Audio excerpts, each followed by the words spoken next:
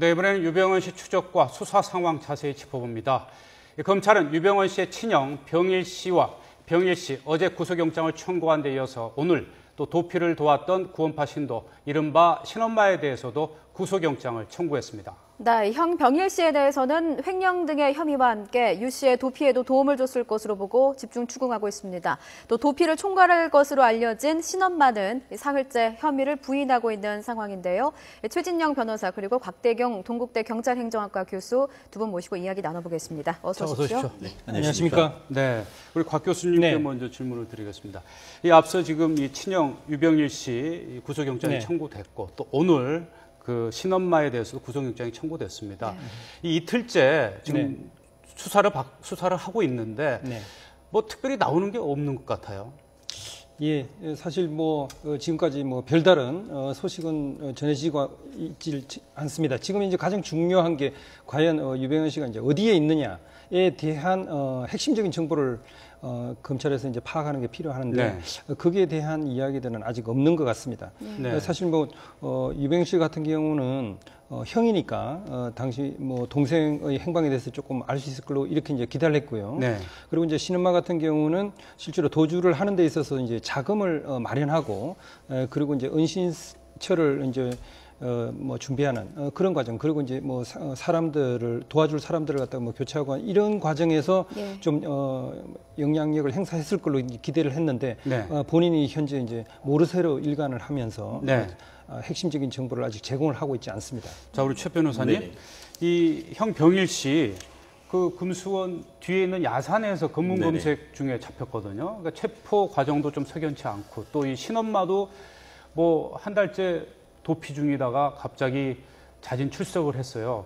당연히 좀 협조적으로 수사에 응할 줄 알았는데 지금까지 나온 걸 보면 그렇지 않은 것 같아요. 네, 그렇습니다. 먼저 그 형 대신은 병일 씨, 유병일 씨 맞죠? 유병일 씨 같은 경우에는 아마 아시다시피 지난번에 최초로 가족 중엔 최초로 소환을 했었죠. 그랬다가 이제 당일 이제 석방이 됐었는데 그 이후에 검찰이 소환을 했음에도 불구하고 소환을 불응했습니다. 그렇기 때문에 본인도 아마 체포영장이나 이런 것들이 발부됐다는 사실을 알았지 않을까 싶습니다. 그렇기 때문에 그냥 대낮에 정문으로 들어가지 못했었고 아마 내부에 있는 분들과의 어떤 만남을 위해서 아마 가던 중에 체포가 된 것 같은데요.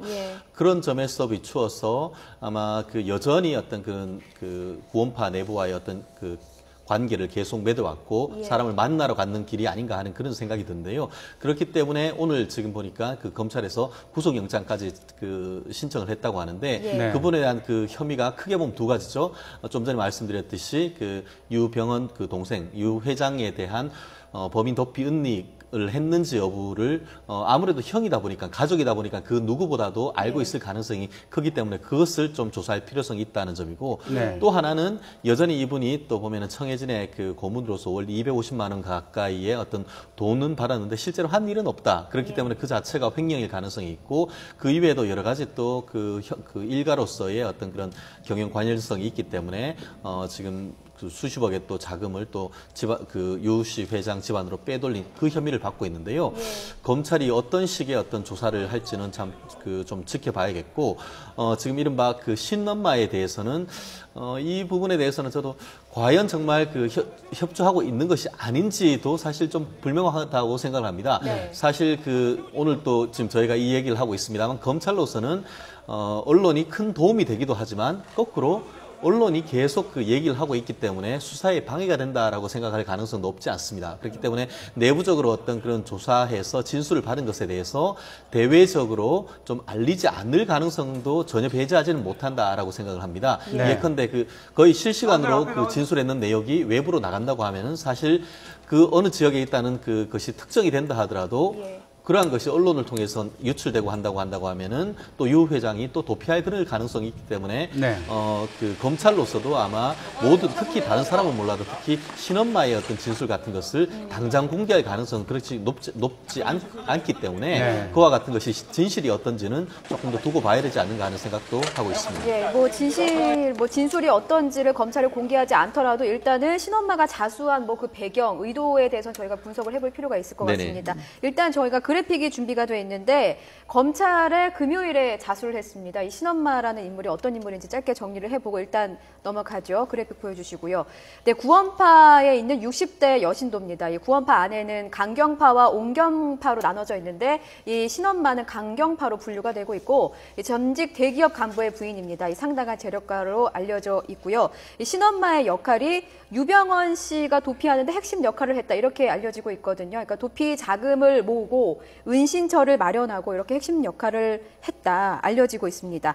자, 신엄마가요 검찰에 와서 주변 사람들이 구속이 되고 금수원도 압수수색하고 더 이상 숨어있기가 힘들어서 자수했다 이렇게 밝혔는데 네. 이게 과연 사실인지 혹은 뭐 유병헌 씨의 도피 시간을 좀 벌어주기 위해서 그런 뭐 연막 작전을 펼친 것인지 궁금합니다. 그래서 지금 이제 수사에 혼선을 주고 교란 작전을 펼치기 위한 거 아니냐. 예. 그리고 일단 이런 사람이 이제 체포가 되면 거기에 대해서 또 이제 수사를 이제 집중하면서 여러 가지 이제 정보들을 파악하기 위해서 노력을 해야 되니까 그만큼 이제 수사가 이제 지연되는 게 있고요. 이 사람이 뭐 별로 모른다 뭐 이런 식으로 이야기를 하다가 며칠 지나가지고 만약에 이 사람이 뭐 이야기를 하기 이제 시작한다 하더라도 또 예. 그것이 진짜 사실인지 아니면 다른 사람의 진술과 맞는지 이걸 또 확인하는데 또 이제 시간이 이제 필요합니다. 예. 근데 이제 제일 중요한 것은 이 사람이 정말 과연 자발적으로 자수를 한 거냐, 네. 아니면 그 부분이 제일 조직 내에서 어떤 계획적으로 자수를 갖다가 이제 시킨 거냐, 작업을 시킨 거냐, 뭐 이거거든요. 근데 지금 이 사람이 하는 행동을 보면 이건 전형적으로 경찰에 자수하는 사람의 행동이 아닙니다. 만약에 자수한 사람들은 그동안 오랫동안 이제 숨어 다니다가 자수를 하면서 굉장히 이제는 이제 뭐 홀가분하게 됐다, 마음 편히 뭐 다리 뻗고 자겠다, 뭐 이렇게 하면서 그동안 자기가 가슴에 이제 품었던 여러 가지 이야기들을 경찰에게 적극적으로 이제 제보를 하죠. 예. 그래서 이제 수사에 이제 어떤 도움을 줄 수 있게 이렇게 해주는 것이 일반적인데 네. 이 사람은 뭐 자기가 자수를 한다 그래놓고 전혀 뭐 도움을 만약에 이제 주지 않고 있다면 이것은 일반적으로 우리가 알 수 있는 그런 어떤 자수한 사람의 그런 어떤 모습이 아니다 그렇게 판단이 됩니다. 네. 이 최 변호사께서는 그 수사 내용을 네네. 자세하게 이제 언론에 또 알리는 것이 또 유병헌 씨가 도피하는데 이제 도움을 줄 수도 있으니까 네, 그렇습니다. 그것은 조금 더 이제 나오는 결과를 지켜봐야 되겠다 그런 말씀을 해주셨는데 네. 특히 신엄마의 딸이 박모 씨인데 장남 대균 씨, 네, 맞습니다. 뭐 유병헌 씨 지금 의신처도 전혀 모르고 있지만 장남 대균 씨는 더더군다나 지금 네, 맞습니다. 이렇다 할 단서조차 확보를 하지 못하고 있는데 좀 그 딸한테 영향을 좀 줄 수 없을까요? 결국 교수님 말씀하신 대로 과연 이거 진정성을 가진 자수인가 그거에 조금 달린 것이 아닌가 싶습니다. 이른바 네. 진정성이 있는 자수인가 아니면 이른바 기획 자수인가에 따라서 그 영향력이 다를 수가 있을 건데요. 예. 저는 좀 조심스럽긴 합니다만 진정성이 있는 자수가 아닌가에 조금 그 방점을 두고 있는데요.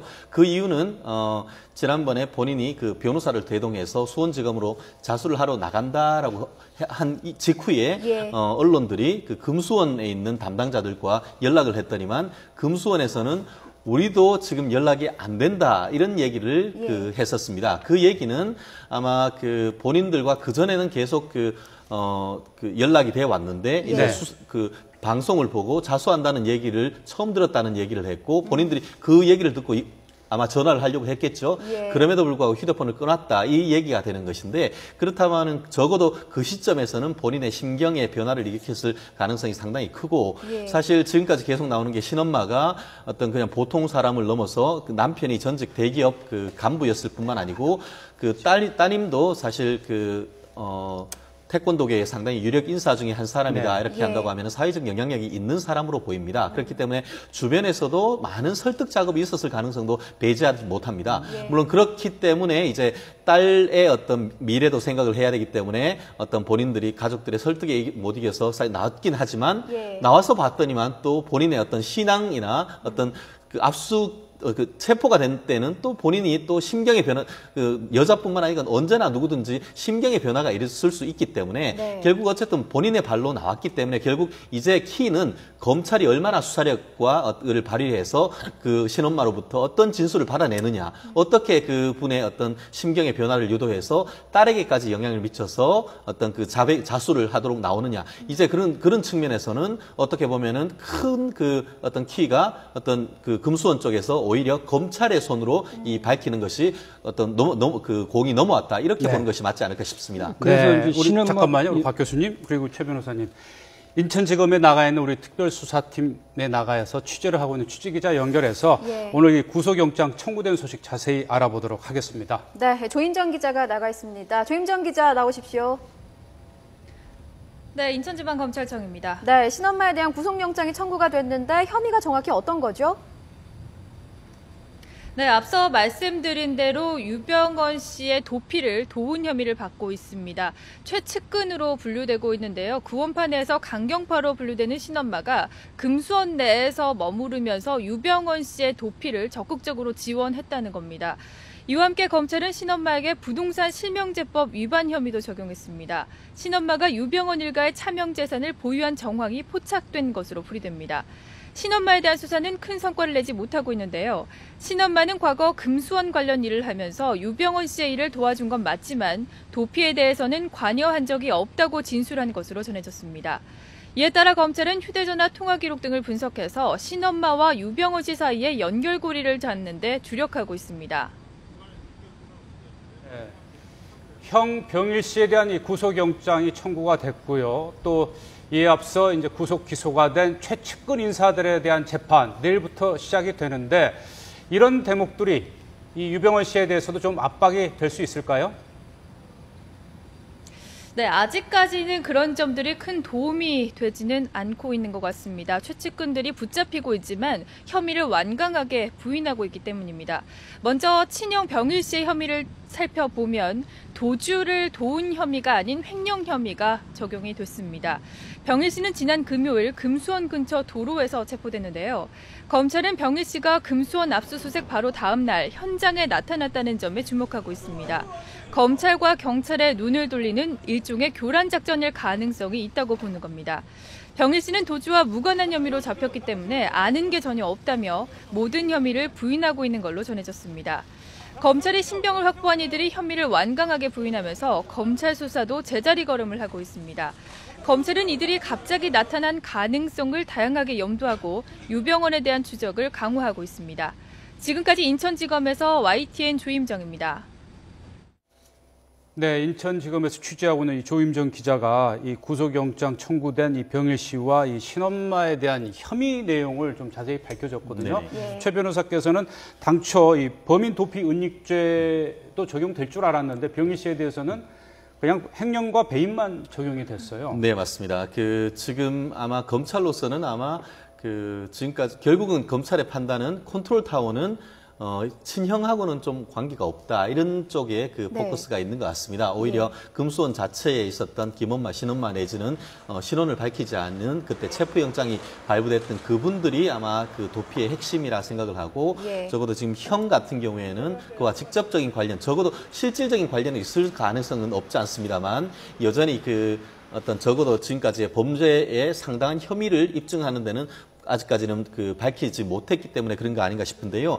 결국 지금 유병일 씨 말고 지금 신엄마에 대해서도 지금 오늘 구속 영장을 청구를 했는데 결국 지금 신엄마 같은 경우에는 혐의가 두 가지죠. 하나가 이른바 특경가법상의 횡령죄, 배임죄인데요.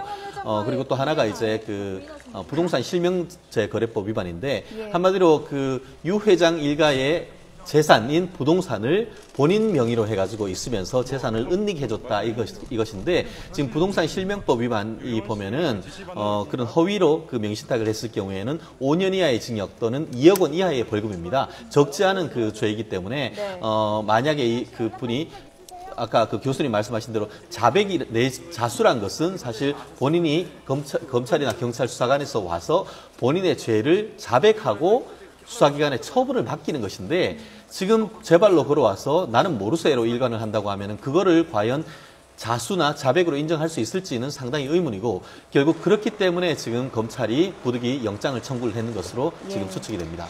예, 지금 신엄마 같은 경우는 이제 범인에 대한 도피 혐의도 지금 현재 들어가 있는 것 같습니다. 그런데 이제 이 신엄마에 대한 수사에서 또 이제 관심을 쏟아야 될 게 사실 휴대폰에 대한 수사입니다. 그러니까 신엄마 같은 경우는 지금 현재 유대균 씨하고 같이 지내는 도주를 하고 있는 걸로 보이는 그 박모 씨요.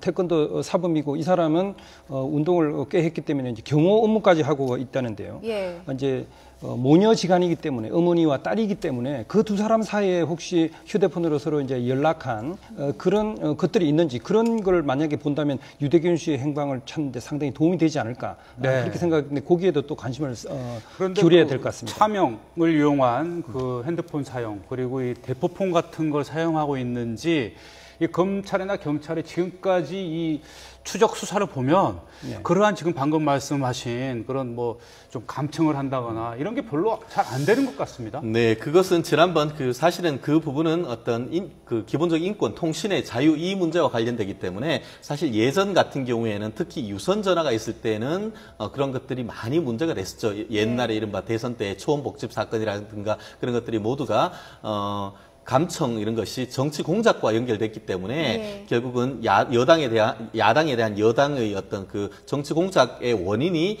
그 감청이다 이런 그 비판이 있어서 몇 년 전에 이 휴대폰 전화에 대한 도감청 시스템 자체에 대한 비판이 있었고 그 결과 지금 국정원에서는 더 이상 휴대폰에 대한 감청은 하지 않고 시설 자체가 없기 때문에 그 부분에 대해서는 그래서 국가기관에서는 여전히 앞으로도 외국에는 거의 다 하는데 왜 우리만 없이 해서 특별 수사를 하지 못하게 손발을 묶어놓냐 이런 볼멘 소리를 하는데요. 그 반면에 시민단체 측면에서는 목적은 좋지만 남용될 가능성이 있기 때문에 도입해서는 안 된다라고 하는데 이번 이와 같은 유 회장의 도피 장기화를 통해 가지고 그 부분에 대한 어떤 사회적 공론화, 실제로 도입할지 여부에 대한 공론화가 필요한 시점이 아닌가 싶습니다. 네. 검찰이 뭐 이렇게 수사를 하고 있고 금수원도 압수수색하고 다방면으로 좀 어떻게 보면 뭐 수사력을 모으고 있긴 하지만 효력은 사실 없는 것 같아요. 유병헌 씨 그리고 유대균 씨가 어디에 있는지에 대한 그런 추측은 좀 무성합니다. 뭐 한국에 있는지도 모르겠다라는 의견도 나오고 있고요. 앞으로 이 두 부자를 잡기 위해서 수사 방향을 어떻게 잡아야 하려고 보십니까? 지금 현재 결국 국내에서 여전히 아주 쉽게 찾기 어려운 그런 쪽에 깊이 숨어 있는 건지 아니면 아예 이제 여러 기간이 있으니까요. 마지막 행적이 밝혀진 이후에 지금 상당히 열흘 이상의 시간이 있었으니까 그때 이미 밀항을 했다 이런 이야기가 있는지 하여튼 수사기관에서는 일단 행방에 대한 정확한 정보를 바탕으로 일단 만약에 국내에 있다면 빨리 이제 검거하는 그게 이제 제일 중요한데요. 주변 사람들에 대한 그런 어떤 제보 이런 것들도 이제 필요하지만은 상당히 이 사람이 이제 심리적으로 좀 무너지고 하는 그런 것들 포함해서 이제 여러 가지 장비나 기술을 통해 가지고 좀 위치를 파악하는 그런 다양한 방법들을 이제는 좀 시도할 때가 됐다고 생각을 합니다. 예. 변호사님께서도. 네, 사실 저는 지난번 6천 명을 동원했던 압수수색이 사실 그 자체로서는 실패했다라고 할지 모르지만 그 다음 날 지금 이와 같이 신엄마가 체포가 지금 제 발로 걸어 나왔지 않습니까? 나름대로 어떤 수사가 조금씩 그래 활기를 띄어가는데 투트랙으로 여전히 가야 된다고 생각합니다. 컨트롤 타워 자체에 대한 계속적인 추적 그리고 본인들 유 회장과 장남에 대한 추적이 투트랙으로 돼야 되고 사실 지금 보면은 이른바 거의 국가 총동원령이 내려진 상태인 것이죠. 단순한 경찰력을 넘어서 국군과 해군까지 지금 동원되고 있는데 정말 공권력이 살아 있음을 보여주기 위해서는 정말 좀 제대로 이번에는 검찰이 좀 정신을 좀 바짝 차렸으면 좋겠습니다. 저인망식 수사 방법도 계속 유지해야 된다는 말씀이시죠? 참 그렇게 국가의 재정이 낭비되는 것이 너무나 안타까운데요. 그렇기 때문에 그 기간을 최소화할 수 있도록 해서 최대한 압박 강도를 높여야 되는 것이 아닌가 싶습니다. 네, 조금은 안타까운 상황인데요. 뭔가 좀 수사에 진전이 있기를 기대하면서 오늘 말씀 여기까지 듣도록 하겠습니다. 지금까지 곽대경 동국대 교수 그리고 최진영 변호사였습니다. 고맙습니다.